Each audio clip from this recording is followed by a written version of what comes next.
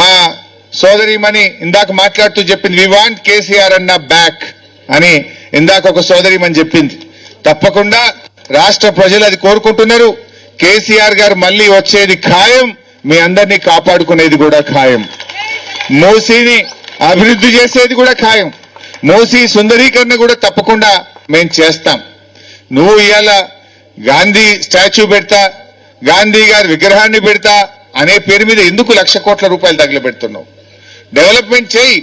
1,00,000 కోట్ల రూపాయలు ఎక్కడి నుంచి తెస్తున్నావు? ఎవరి జేబులు నింపడానికి 1,00,000 కోట్లు ఖర్చు పెడుతున్నావో సమాధానం చెప్పాలి కదా. ఒకవైపు రాష్ట్రంలోని ప్రాధాన్యతలేంటి? ఎస్సీ ఎస్టీ బీసీ పిల్లల స్కాలర్షిప్లు ఇవ్వడమా? రైతులకు రైతు బంధు ఇవ్వడమా? లేదు నీ మేనిఫెస్టో 6 గ్యారంటీలు అమలు చేయడం నీ ప్రాధాన్యతన్నా? అన్ని వదిలిపెట్టి ఈ మధ్యతరగతి ప్రజలు ఎంబడ ఎందుకు పడ్డావు? ఈ ఎంపీఆర్ బ్రిడ్జ్ మీద ఎందుకు పడ్డావు? నేను అడుగుతా ఉన్నా. సో దయచేసి మీరెవరు ఆందోళన చెందకండి, భయపడాల్సిన అవసరం లేదు. కలిసి పోరాడదాం, కలిసి పోరాడదాం. ప్రధాన ప్రతిపక్షంగా మీ బాధను అర్థం చేసుకున్నాం, మీ దుఃఖాన్ని అర్థం చేసుకున్నాం. మీతో కలిసి ఉండడానికి, మీకు ధైర్యాన్ని ఇవ్వడానికి, మిమ్మల్ని కాపాడుకోవడానికి బీఆర్ఎస్ ప్రతినిధులుగా, కేసీఆర్ ప్రతినిధులుగా మీకు ధైర్యాన్ని ఇవ్వడానికే ఇక్కడికి వచ్చాం.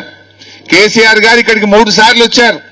ఈ కేసీఆర్ గారికి అపార్ట్మెంట్ తో అనుబంధం ఉన్నది. రేపు కూడా అవసరమైతే మళ్ళీ వారు వస్తారు, మీకు అండగా ఉంటారని చెప్పి కూడా నేను మనవి చేస్తా ఉన్నా.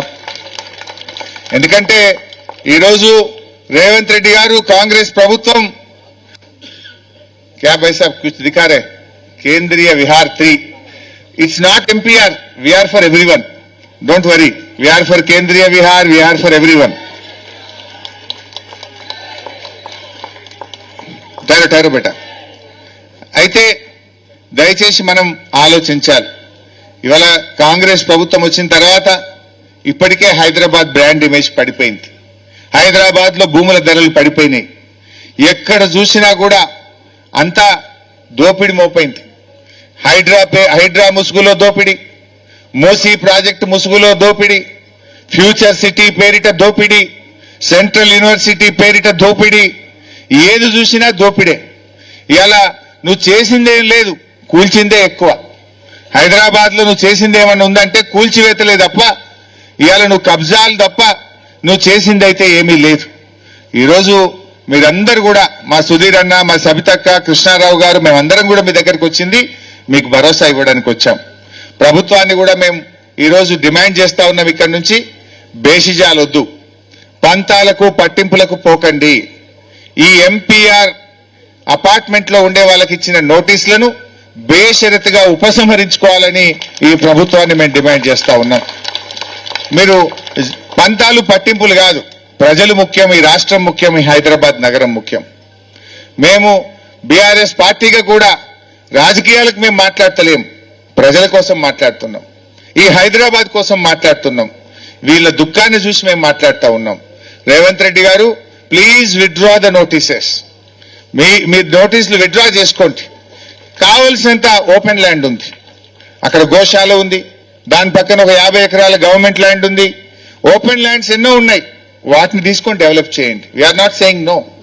ఇండ్లు కూల్చకండి, అపార్ట్మెంట్లు కూల్చకండి, బతుకులు కూల్చకండి.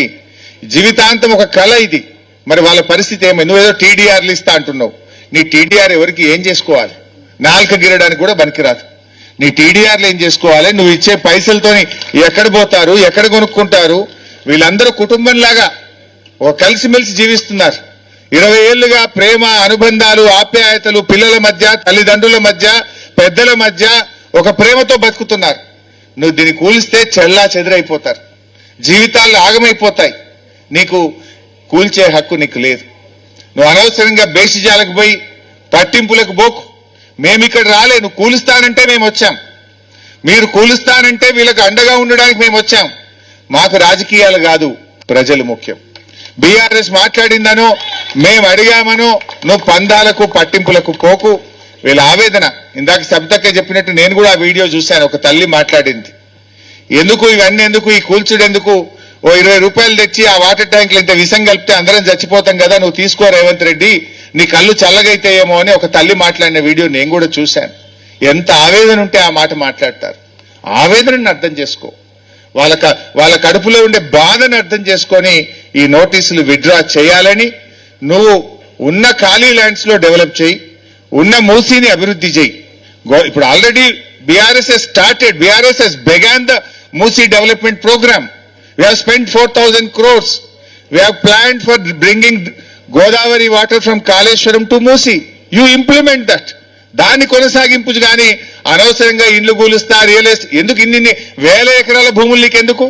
ఈ వేల ఎకరాలను ఏం చేసుకుంటావు అంటే నువ్వు ఓ అదానికో అంబానీకో ఇంకా బడా బడా కంపెనీలకు ఈ భూములు అప్పచెప్పి నువ్వు పెద్ద పెద్ద కార్పొరేట్ ఆఫీసులు కట్టడానికో ఈ భూముల్లో రియల్ ఎస్టేట్ వ్యాపారం చేయడానికా? What is the need? On the name of Musi development real estate వ్యాపారం ఎందుకు, వేల ఎకరాల భూసేకరణ ఎందుకు అని మేము ప్రశ్నిస్తా ఉన్నాం. దాన్ని ఉపసంహరించుకోవాలని చెప్పి కోరుతా ఉన్నాం. సో మీరు కూడా ధైర్యంగా ఉండండి, కలిసి ఉండండి, యూనిటీగా ఉండండి. We are all with you, will fight to any extent. మీకు ఎవడన్నా అడ్డం వస్తే మేము వచ్చి ముందు కూర్చుంటాం. ఇక్కడ ఈ అపార్ట్మెంట్ ను నిలబెట్టింది కేసీఆర్, రేపు కాపాడేది కూడా కేసీఆర్ గారి సైన్యం మీకు అండగా ఉంటది. మీరు ఎవరు ధైర్యాన్ని కోల్పోవద్దు. Let us explore all the possibilities. Legal, మరి అదే విధంగా ఎన్విరాన్మెంటల్ ఇంపాక్ట్ అసెస్మెంట్ కోసం అవసరమైతే గ్రీన్ ట్రిబ్యునల్ వెళ్దాం, హైకోర్టుకు వెళ్దాం. What are all the possibilities? Let us explore all the possibilities.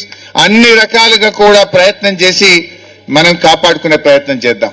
ప్రభుత్వం మంచి మాట కొద్ది దిగి వస్తే నోటీసులు ఉపసంహరించుకుంటే అది వాళ్ళకే మంచిది, అది వారి విజ్ఞత.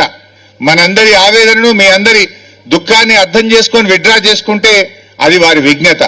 ఒకవేళ వాళ్ళు విత్డ్రా చేసుకోకపోతే let us explore all the possibilities.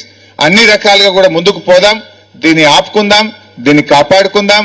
మళ్ళీ కేసీఆర్ గారిని తెచ్చుకొని ఆ ప్రభుత్వంలో అందరం కూడా సంతోషంగా ఉందామని చెప్పి మీ అందరికీ కూడా మనవి చేస్తూ, మీ ప్రతినిధులు కొంతమంది మా దగ్గరకు వస్తే, మీ అపార్ట్మెంట్ నుంచి ఒక 5 మందో 10 మందో ముఖ్యులు వస్తే మీతో కూర్చొని మాట్లాడి మేము ఏ రకంగా మీకు అండగా ఉండొచ్చు, ఏ రకంగా ఈ ప్రభుత్వ ఆలోచనను విరమింపజేసుకునే విధంగా, ప్రభుత్వం మీద ఒత్తిడి పెంచుకునే విధంగా, మరి ప్రత్యక్ష పోరాటాల లీగల్ గా ఉండే పాసిబిలిటీస్ ఏంటి అన్ని కూడా మాట్లాడి మీకు పూర్తి స్థాయిలో సహాయ సహకారాలు మేము అందిస్తామని చెప్పి తెలియజేస్తూ అందరికీ నమస్కారం.